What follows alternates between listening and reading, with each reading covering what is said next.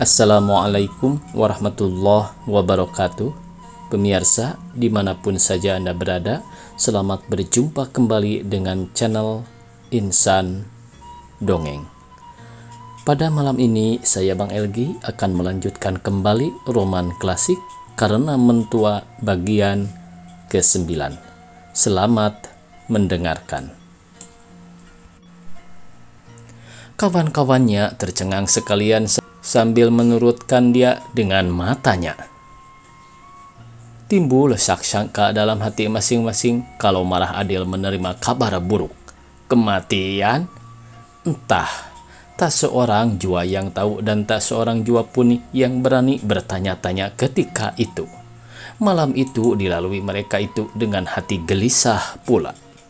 "Hei, pukul berapa? Baru sekarang ini," kata seorang muda dengan sendirinya ketika masuk ke dalam surau sumpur dan memandang ke kiri dan ke kanan.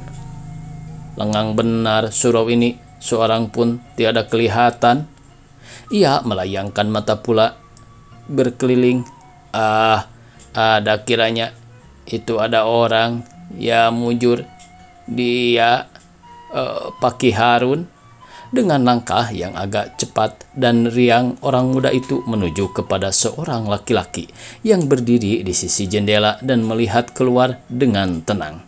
Arah ke bukit kecil yang dijadikan sawah hampir-hampir sampai ke puncaknya.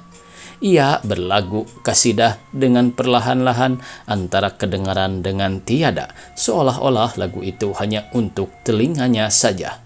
Sambil berpeluk tangan, entah karena asyik berlagu, entah karena ingatannya terhadap kepada pemandangan yang indah di bukit itu.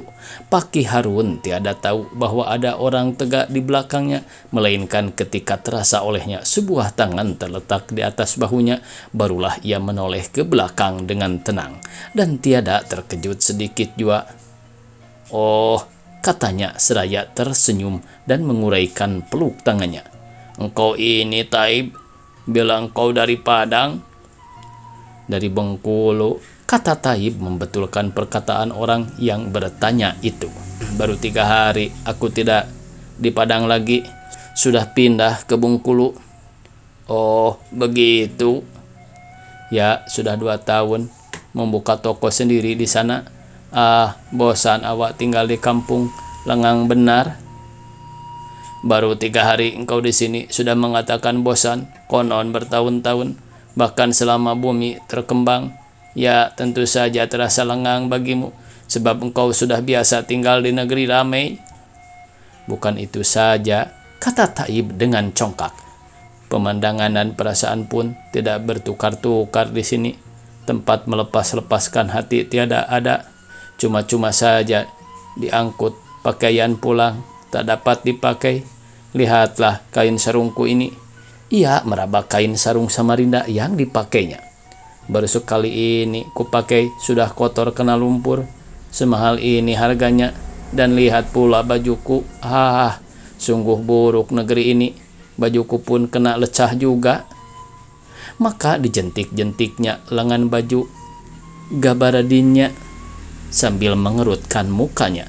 Entah benar ada lumpur melekat di situ, entah tidak, tiada terang kelihatan. Akan tetapi ia kesal benar rupanya, sehingga ia berkeliling-keliling memeriksa seluruh pakaiannya yang indah itu. Sementara itu ia berkata pula, "Dan sepatuku pun, sepatu buatan Amerika, baru kubeli waktu akan pulang ini, tiada tentu lagi rupa romannya, penuh dengan lumpur. Itu di sudut. Nun, sudah kucampakkan saja bara yang semahal itu di sudut kepala tangga." Tingkah laku orang muda itu diperhatikan oleh Paki Harun dengan tenang, dengan tiada berkata barang sepatah jua. Pada pemandangannya tidak ada lumpur, tidak ada kotoran lekat pada pakaian itu. Yang tampak olehnya hanyalah kain bagus, baju elok dan sepatu baru yang berkilat-kilat warnanya. Jadi pada pikiran dan perasaannya orang muda itu tidak lain hanyalah hendak melaga kepadanya. Orang siak buruk, pasak kampung dan hendak memperagakan kekayaan. Oleh sebab itu hatinya pun sekonyong-konyong, iba rasanya sedih sebagai dihinakan orang. Seakan-akan orang muda itu mengatakan dia, "Lihat benar olehmu kelebihanku daripadamu. Hei orang siak buruk, lihat bajumu, baju putih usang yang telah betak-betak dan kumal. Lihat kain sarungmu, pelekat Jerman yang tak terhitung lagi banyak tambalnya." Paki Harun menekur seakan-akan kemalu-maluan, akan tetapi tiba-tiba ia mengangkatkan kepala pula. Perasaannya yang sedih ditahannya benar-benar, sekali-kali tidak terbayang pada air mukanya apa-apa yang melukai hatinya. Cuma mulutnya jadi berat akan berkata-kata, tidak ada keberaniannya akan memulai bercakap, mengeluarkan buah pikiran atau pendapat sendiri. Sekadar akan menjawab pertanyaan pun susah jua ia rupanya, dan dijawabnya hanya pendek-pendek dan ingat-ingat saja. Ketika ia hendak berpaling keluar seperti semula pula, orang muda itu pun berkata, "Sungguh bosan jemu awak di kampung, tak ada pelipur lara. Sangkaku di surau ini ramai akan bertemu dengan kawan-kawan, akan tetapi pukul berapa sekarang ini?" kata si Taib, seraya meraba rantai emas yang tergantung di saku bajunya. "Entahlah," jawab Paki Harun seraya menoleh keluar pula. "Tentu engkau lebih..." "Oh, baru pukul 4, kata si Taib sambil meraba-raba arloji emas dan memandang kepada Paki Harun pula.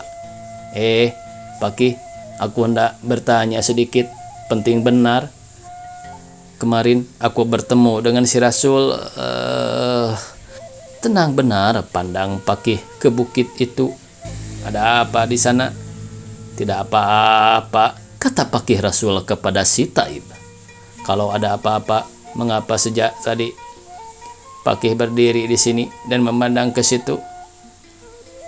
Ia berdiri ke jendela pula dan menurunkan pandang Paki Harun. Kalau tak ada ya, dari sini jelas pemandangan ke surau perempuan, ke tepian tempat bidadari mandi. Sangkaku orang siak akan lurus ke air dan lurus pulang saja. Kalau ada apa-apa, mengapa sejak tadi Paki berdiri di sini dan memandang ke situ?" Iya, si Taib berdiri ke jendela pula dan menurunkan pandang Paki Harun. Kalau tak ada ya, dari sini jelas pemandangan ke surau perempuan, ke tepian tempat bidadari mandi. Sangkaku orang siak akan lurus ke air dan lurus pulang saja. Demi didengar Paki Harun perkataan yang akhir itu, ia pun terkejut, berubah air mukanya dan memandang kepada orang muda itu dengan tenang. Si Taib tertawa pula. Sungguh bagus pemandangan di sini, berobat mata. Taib, kata Paki Harun dengan keras dan berang, "Obat mata kami di sini hanyalah sawah dan ladang, serta sekali-kali riak air di danau sumpur yang cemerlang nampak di celah-celah daun kayu yang rimbun itu." "Benar Paki, lihat danau, dan itu ada orang berjalan di pematang, menyandang kain sembahyang dan berundung-undung kain putih. Lihat, ia menuju kemari, bukan, ke tepian, elok benar lenggangnya, lemah gemulai. Siapa itu Paki?" "Siapanya? Apa gunanya engkau tanyakan?"